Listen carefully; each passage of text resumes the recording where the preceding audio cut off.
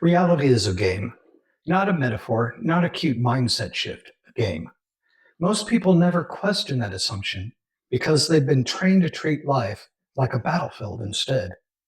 You fight for survival, you fight for money, you fight for recognition, and if you're exhausted, you assume that's just adulthood.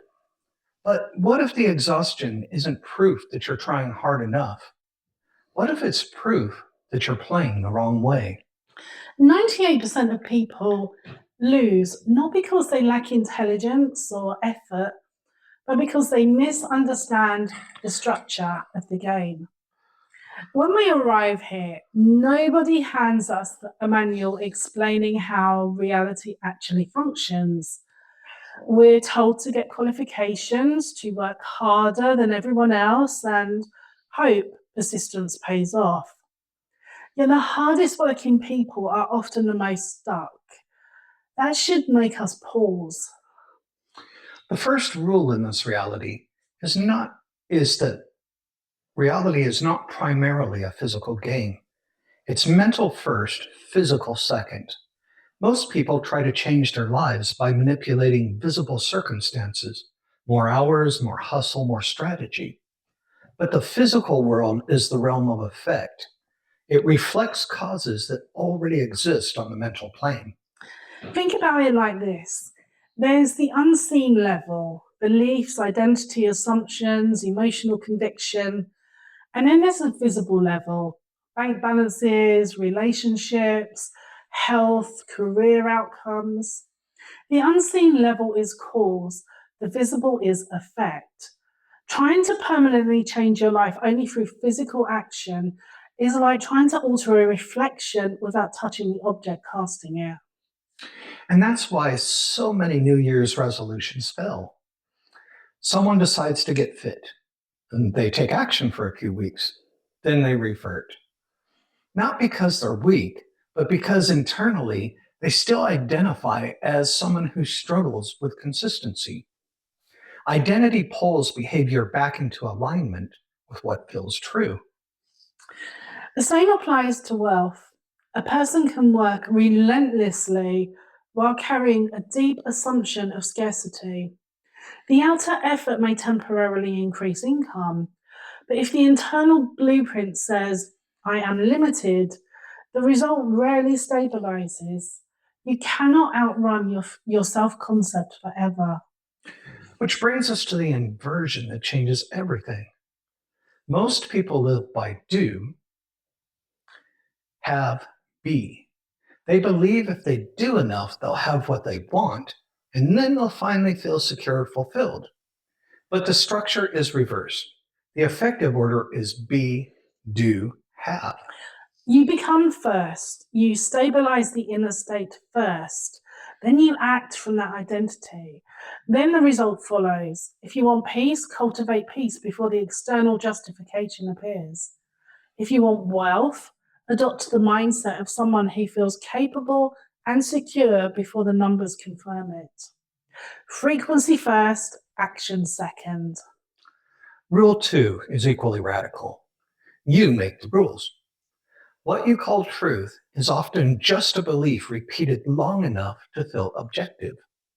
If you assume opportunities are rare, you will notice scarcity everywhere. If you assume people don't value you, you'll interpret neutral behavior as rejection. The subconscious mind organizes experience around what it accepts as true. Once the belief is installed, perception filters reality through it. Then you look at the evidence and say, see, I knew it, without realizing your assumption structured the outcome. This is not about pretending facts don't exist. It's about recognizing that your interpretations of facts determines your trajectory. Two people can face the same setback. One sees confirmation of failure, the other sees temporary feedback. The rule they're operating under is different, so the future they build is different. If a belief leads you away from your desired direction, it's a rule you can rewrite. The world offers limiting narrative constantly. about age, background, intelligence, timing. The moment you accept them as final, you incorporate them into your structure. Change the agreement, and the arrangement begins to shift. Rule 3 sounds strange at first. You cannot have what you need. When you assign excessive importance to something, you elevate it above yourself. That elevation creates psychological distance. Think about desire carefully. Often you believe you need money, a relationship, or recognition. But beneath that object is a feeling, security, connection, validation. The object becomes the middleman to the state. When you feel incomplete without the outcome, you reinforce the idea that it's separate from you. Importance becomes excess meaning, and excess meaning amplifies the sense of absence. Notice how outcomes sometimes arrive when you've relaxed your grip, when you prefer something but don't collapse without it. You remove pressure. The emotional field stabilizes and the gap narrows. Collapsing importance doesn't mean becoming indifferent. It means recognizing that the state you're chasing is accessible internally. When you step into the feeling directly, you reduce the distance between you and the desire. Rule 4, the strongest frequency wins. This doesn't mean the most spiritual person wins or the most positive person wins. It means the most consistent internal conviction wins. Conviction is stability. It's the ability to hold an internal vision regardless of temporary contradiction. Many people begin with clarity and abandon it when evidence doesn't cooperate quickly enough. The moment circumstances dictate your identity, your frequency becomes reactive. If your confidence collapses every time numbers fluctuate or someone criticizes you, your state is unstable. Instability weakens the signal. Strength of frequency means deciding who you are and remaining aligned with that decision long enough for reality to reorganize. Not blind denial, but disciplined coherence. You don't wait for proof to embody the identity. You embody the identity and allow proof to follow. Over time, the dominant internal state becomes the organizing principle of experience. The strongest conviction tends to prevail because it persists. Finally, rule 5. Reality does not reward niceness. It reflects self-concept. Many people struggle with the observation that good intentions do not guarantee good outcomes. Natural forces do not adjust based on innocence. Gravity does not pause for morality. In the same way, reality mirrors structure more than it rewards virtue. Self-concept is who you are emotionally convinced you are, not what you say in moments of motivation, but what feels fundamentally true. Thoughts alone are weak without emotional agreement. Some individuals with questionable behavior possess powerful self concepts. They believe they are capable, deserving, and entitled to succeed. That internal certainty produces coherence.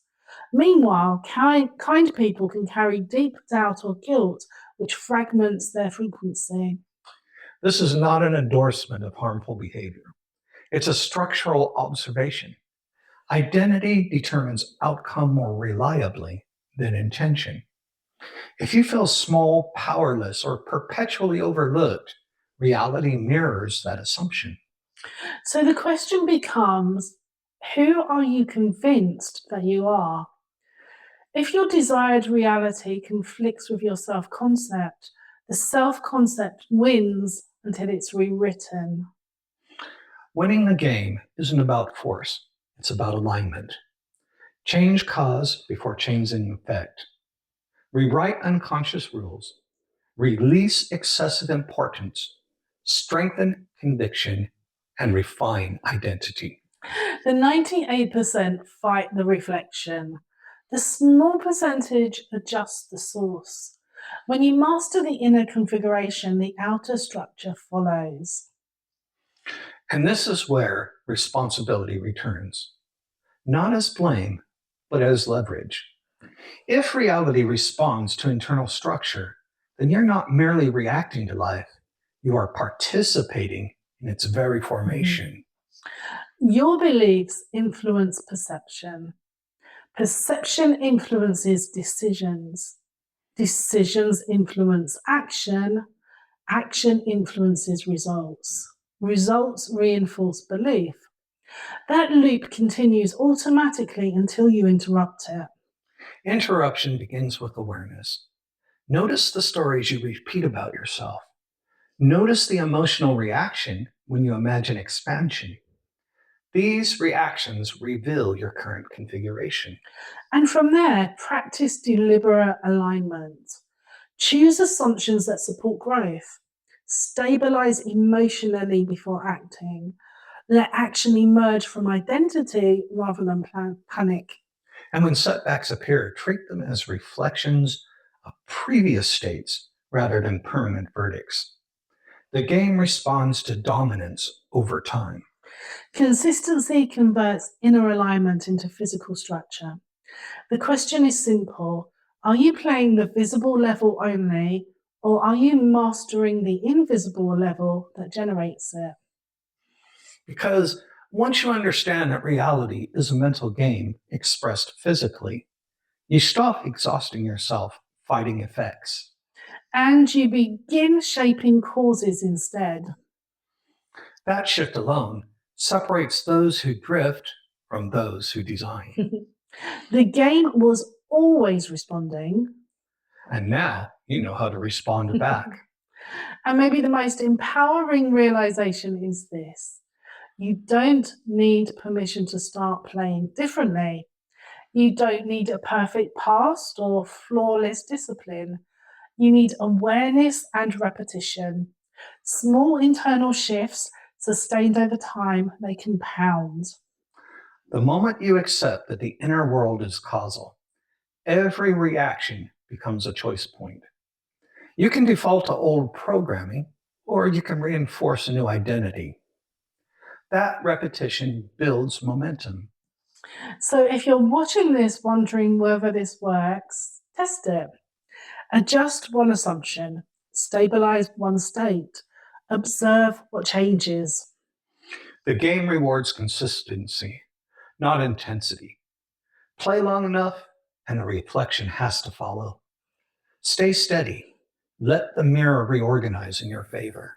If something in this conversation stirred you, challenged you, clarified something, or quietly shifted the way you see your own life, then stay connected with us. Like this video so more people who are ready for these ideas can find it. Subscribe if you want to go deeper with us each week. Share it with someone who's been trying to fight reality instead of understanding it. And turn on the bell so you don't miss the next exploration. We're not here to give you noise, we're here to give you perspective. So until next time, think differently, dream boldly, and create consciously.